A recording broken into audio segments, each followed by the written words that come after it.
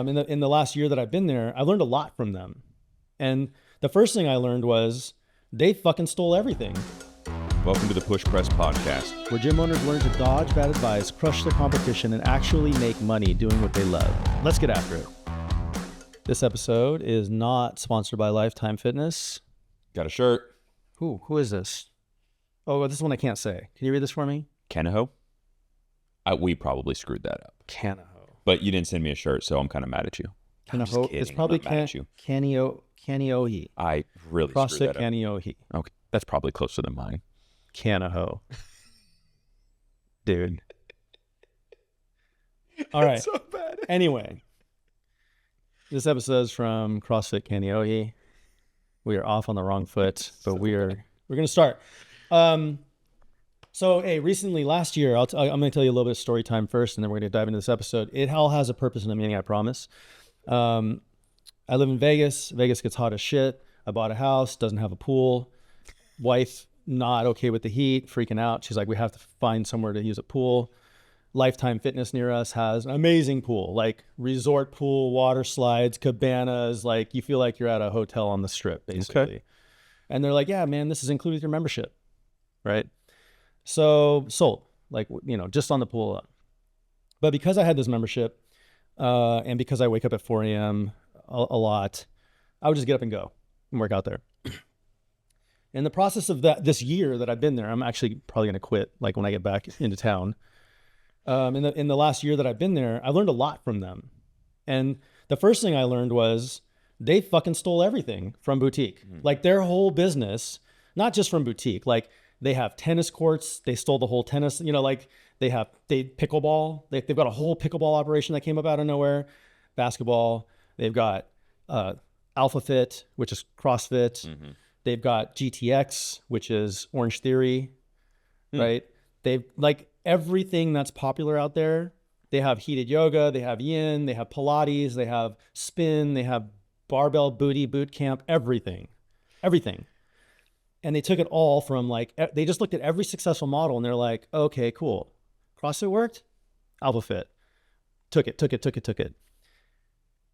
And in my time there, I'm like, they've taken so much, but there's stuff we can learn too. Mm-hmm. And so I started paying attention to all the stuff that they're doing because they do a lot of stuff well on the business side of things. Mm-hmm. They're really well-run business. And that's what this episode's about basically. Is like, there's 5, I've learned more, but these are the 5 biggest things that I've learned from Lifetime that I think gyms can steal, deploy, and do better at.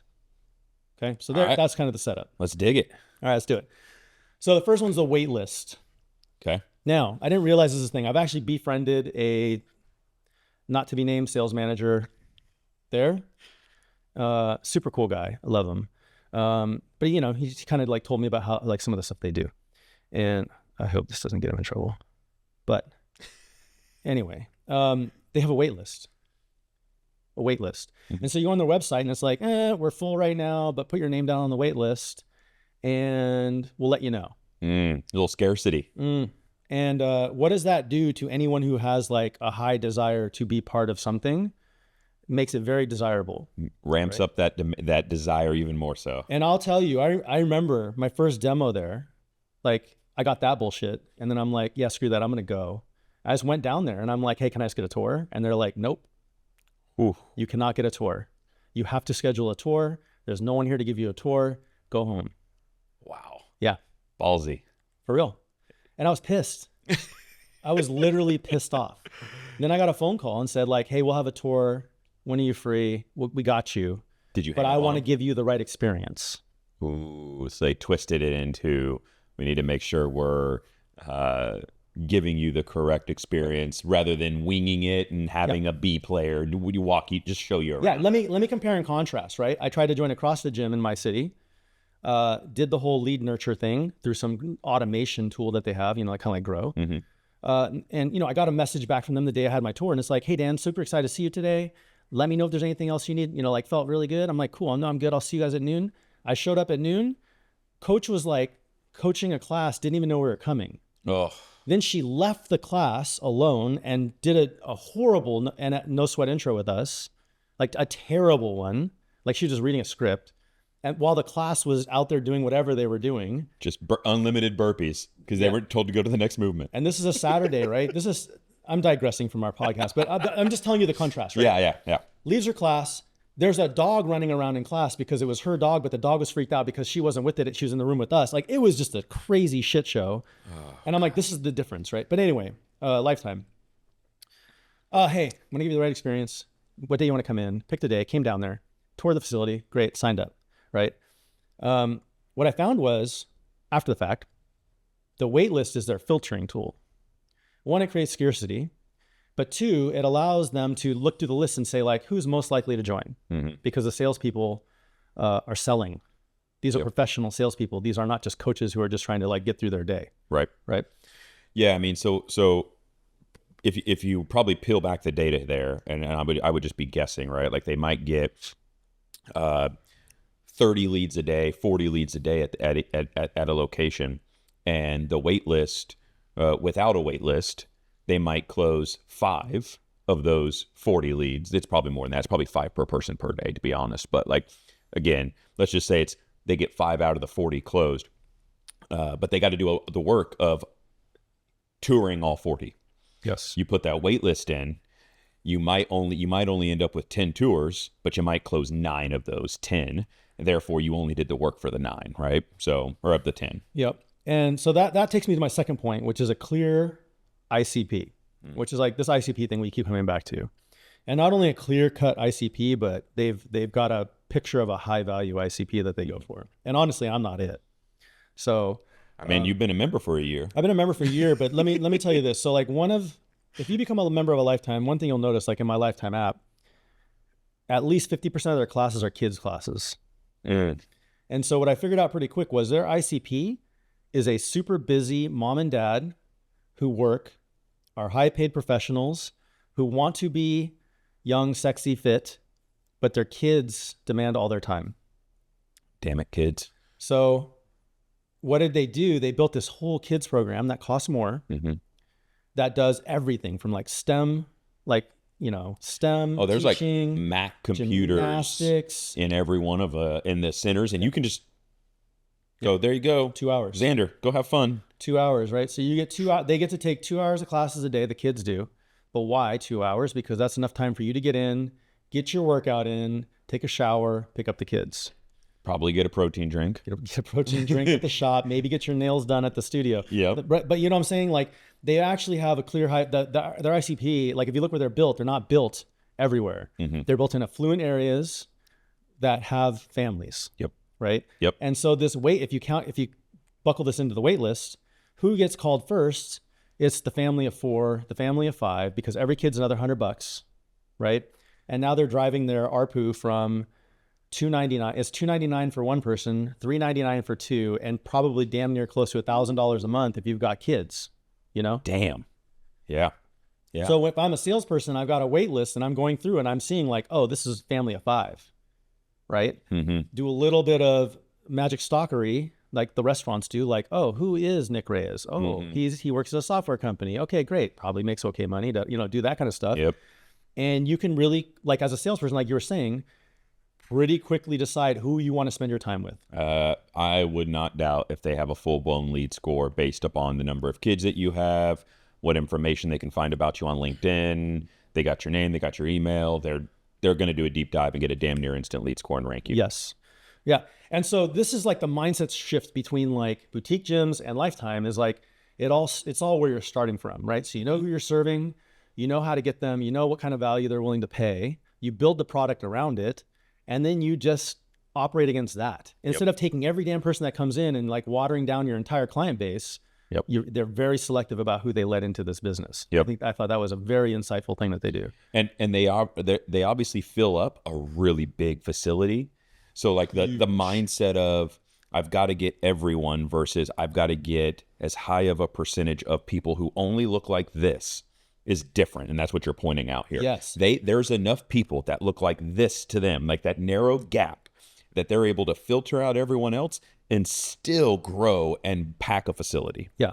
And I believe I was told like they're in the hole like $1 million a month on day one. Like their burn, like their monthly expenses is $1 million. So like when you open a facility, your burn is $1 million a month until you build that back. Wow. Right. So I hope that's right. It was something astronomical. But I mean, big. they're opening 150, 200,000 square foot spaces with all of that stuff. And they've got, one time I was there, I was counting, I'm like, there must be 100 employees here right now. Yep. Between the lifeguards and the people making food and all the stuff that they do. So absolutely. They got to support that. There's another note on here. Point number 3. And I'm so intrigued to hear this one. The $45 cup of coffee. Yeah. This is a good one. So it's probably it's right when I joined. So around March. So in a couple months, they're going to sell this. Oh, I don't know. I thought I might have it here, but it's a tumbler, like one of those Yeti tumblers. You can probably get for like $12 or $15 in mass. They had a shit ton of them. And they're like, if you want to buy this tumbler, it's $45. Maybe it's $55. I don't remember. It was a lot of money because I had to do math on like, what's the ROI on this thing? And they're like, but if you buy it, you get free coffee until Labor Day. Which is the one in September? Labor Day? Memorial Day? I don't even freaking know. The one of those days. I think it's Labor Day. Yeah, not supposed to wear white after Labor Day, right? Yeah. It's Labor Day. So from like March till September, you get free coffee, free iced tea, free iced coffee, free hot coffee. Okay. For the whole time. And so I was like, oh, hell yeah. Because I would like stay and work after. I would, go to the gym at 5 a.m., work out till like 6, work there until like 7 and then go home. Anyway, I was like, cool. Free coffee every day. Dope. I'll do it. Then I did the math and I'm like, well, these coffees cost $6 a pop. Like I'm gonna get my money back in 10 days, like 5 days or whatever it is. And so I asked my guy there and I'm like, why does this make sense? He's like, dude, those coffees cost us 5 cents. Right? He's like, we make money no matter what, but people quit in the summer. And like, this is one of those tools that we have deployed in March so that you've got your $45 coffee cup that you don't want to lose. Oh, that's so good. You know what I mean? Oh, that's so good. It's just like one more of those like dumb little things that you're like, well, I get coffee until August or September. So I'll just stay. Because most people in Vegas leave during the summer, but they'll rationalize it. So they don't quit. He's like, it's just one more of our things that we do. Oh man, I'm going to be noodling on how we can do this in a gym. So in my keynote speech, I did talk to people about like, how do you manufacture things that reduce the churn when you see the churn curves go? And I was like, they did it. Like they looked at their churn curves and they said, we need some tool here. And they did it. And that's probably just one of like 8 things they did that I tuned into. Right. And probably tennis probably has their own and pickleball probably has their own. There's something everywhere. Yep. But I'll guarantee you that pool that they built, which is like 20 times bigger and more luxurious than it needs to be, is definitely like keep families here for the summer because it has water slides for the kids. And they're just playing. They're playing a different game. It's infinite, right? So what I mean by that is like they are willing to invest the extra $500,000 into that pool that will reduce churn by 0.5% in the summer months. Because over 30 years. They're going to compound that $500,000 investment into $20 million or whatever it's going to stack to, right? So, correct. Yeah, long-term thinking, long-term games. Very much so. The next point I have is growth goals. So this goes along to like having a professional sales staff. So they clearly had quota. They clearly had the idea that this business has to grow this many percentage points every month or whatever. And they clearly have a sense of a scramble that you would see in a sales org that's not only compensated on sales, but has a growth mindset, which I see lacking in a lot of boutique gyms, right? Absolutely. And I get it. Like nobody wants to be seen as a slimy salesman. I don't really feel like the person I've interacted with at Lifetime is slimy at all. He did it very ethically.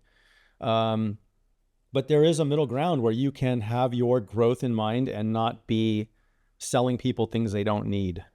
Right. I mean, at the end of the day, you walked in and were interested in joining, and it's a salesperson's job to connect the end result or outcome with what they're offering. And so I largely, obviously with my background, view sales as you're doing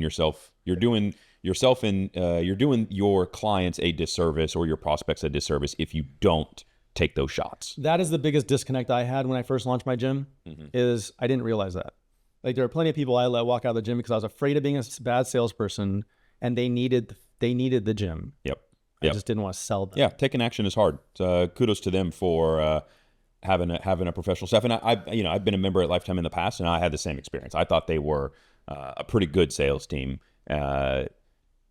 Frustrating points with the facility in general, right? But like all in all, every single thing that you're saying here, I'm like, this is genius stuff. Yeah. And the last one ties into this, right? They have multiple revenue centers in their gym. So they have Pilates reformers, which cost extra money per month. They have PT galore. Like I go at random hours all the time, always somebody, except like 4 a.m., but there's always not one, a crew of PT people getting in work, getting paid. They have like advanced training for pickleball, tennis.